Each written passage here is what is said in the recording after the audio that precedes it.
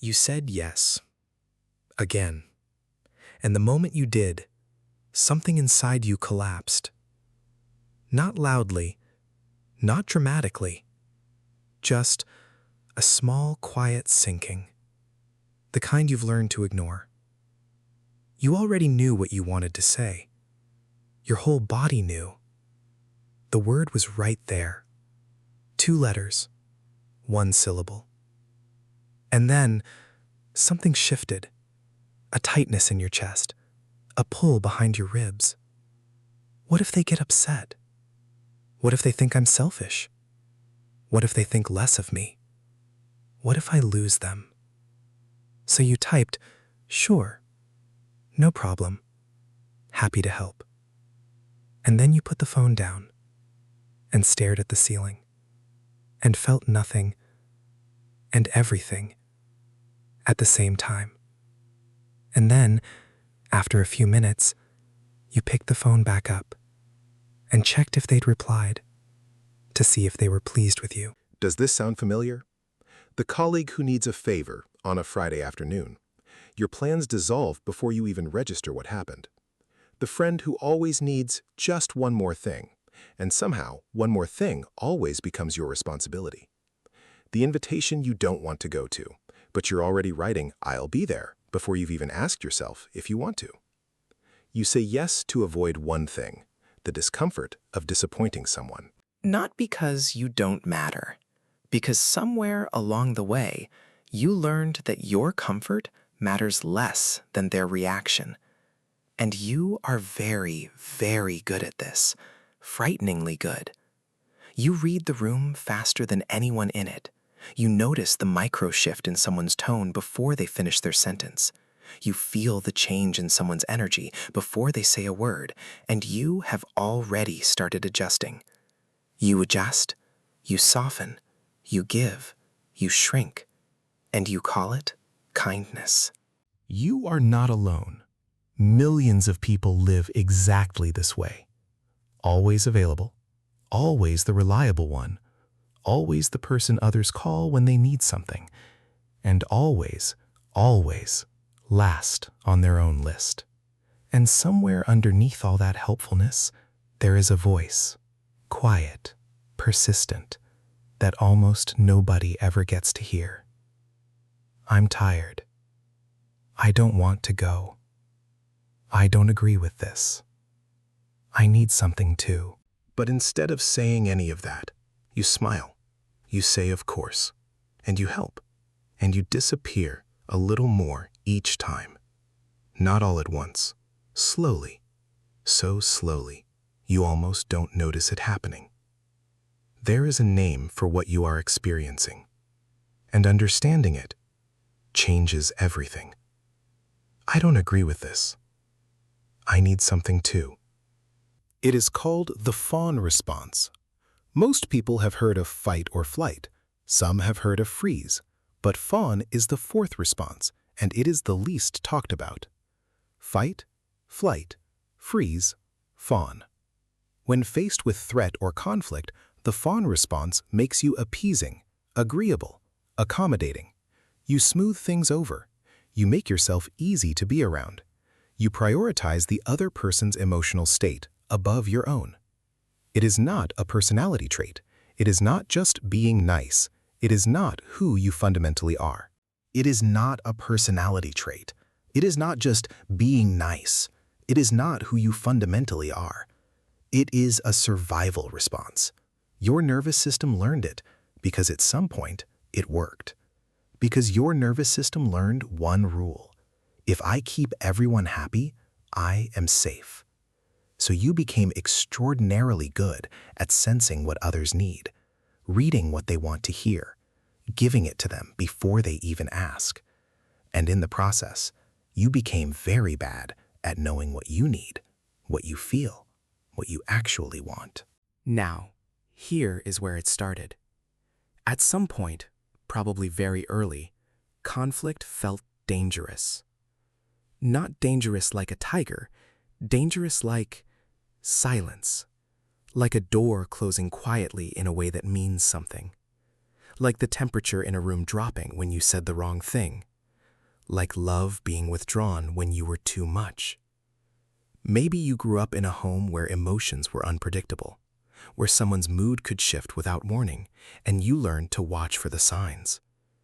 Maybe your needs were treated as inconvenient, as too much, as something to manage, not meet. Maybe the way to feel safe, the way to feel loved, was to be easy, to be good, to cause no problems, to ask for nothing. So you learned to monitor everyone's emotional state before you even checked in with your own. You learned that your wants were negotiable, that other people's feelings were urgent, that your discomfort could wait. And saying no, even a small, reasonable no, felt like pulling a pin from a grenade, like something terrible was about to happen. Because sometimes it was. And your nervous system never forgot. Even when the danger is long gone, the body still responds as if it isn't. Maybe your needs were treated as inconvenient, as too much, as something to manage, not meet. Maybe the way to feel safe, the way to feel loved, was to be easy, to be good, to cause no problems, to ask for nothing. Here is what nobody talks about. This pattern doesn't just exhaust you, it follows you into every relationship you have. With your partner, with your friends, with your family, with people you just met. You give too much too soon, hoping that if you are useful enough, needed enough, agreeable enough, they will stay. You silence your own preferences so often that eventually you don't know what they are anymore. Someone asks you where you want to eat and you genuinely don't know, because you've spent years deferring. You attract people who take, not because you are weak, but because you broadcast availability. You broadcast no cost, and some people are drawn to that. And then, when resentment quietly builds, when you finally say something, it comes out all wrong, too much, too suddenly, because you held it in for so long. Or you say nothing, and you just slowly pull away, and the relationship ends without anyone quite understanding why. The cruelest part of fawning is that the very thing you're doing to protect connection is quietly destroying it. Because real connection requires two real people. And when you are always performing, always adjusting, always managing, the other person never actually meets you. You attract people who take, not because you are weak, but because you broadcast availability. You broadcast no cost, and some people are drawn to that. You think you are being kind when you say yes. Sometimes you genuinely are. Kindness is real. Generosity is real. But often, what looks like kindness on the outside is fear on the inside. You are not giving, you are protecting yourself from their reaction. You say yes to the extra shift. You are already running on empty. You agree with the opinion you privately disagree with, because the discomfort of conflict feels worse than the discomfort of lying. You apologize reflexively, automatically, for things that are not your fault, things that don't even require an apology. You attract people who take, not because you are weak, but because you broadcast availability, you broadcast no cost, and some people are drawn to that. You cancel your own plans, your own rest, your own time, to be available for someone else's needs. You downplay your achievements so others don't feel uncomfortable. You make yourself smaller in rooms where you should take up space. And the worst part, the part that takes the longest to see, is that you have convinced yourself this is just who you are. A giver, a helper, a people person. It isn't who you are. It is what you learn to do, to survive. It isn't. Here is the truth nobody tells people pleasers. Your yes means nothing if you are not free to say no. Think about that. A yes that comes from fear is not a yes. It is a hostage situation with a smile on it. The people who only want you when you are agreeable do not want you. They want a version of you that has no needs, no edges, no bad days, no real opinions. They want a service. And the tragedy is, by giving that to them, you have denied both of you the chance of something real. And here's what saying no actually does when you say it to the right people. It shows them who you actually are. It tells them you have a self. It invites them into a real relationship, not a performance. The people who stay after you say no, those are your people. Saying no is not selfishness, it is self-respect. And it is the only foundation on which any real connection can be built. You cannot be truly close to someone who has never met the real you. And the real you has limits, has needs, has days when the answer is, not this time. You do not have to become cold. You do not have to stop caring. You do not have to become someone who takes. You are allowed to keep your warmth. You just get to stop bleeding for it. You get to start practicing one thing, the pause. Before you answer, stop, just for a moment.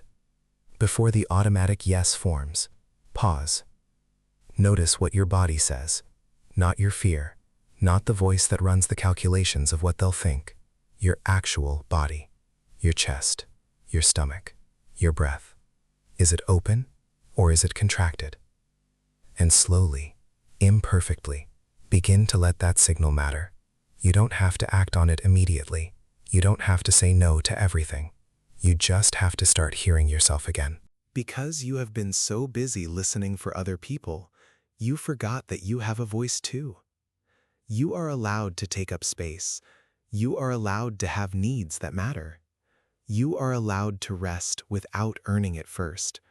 You are allowed to say, not this time. Not because you don't care, but because you finally do, about yourself. If this hit close to home, share it with someone who might need to hear it. And if you want to go deeper into why we become this way and how we find our way back, subscribe, because we are just getting started.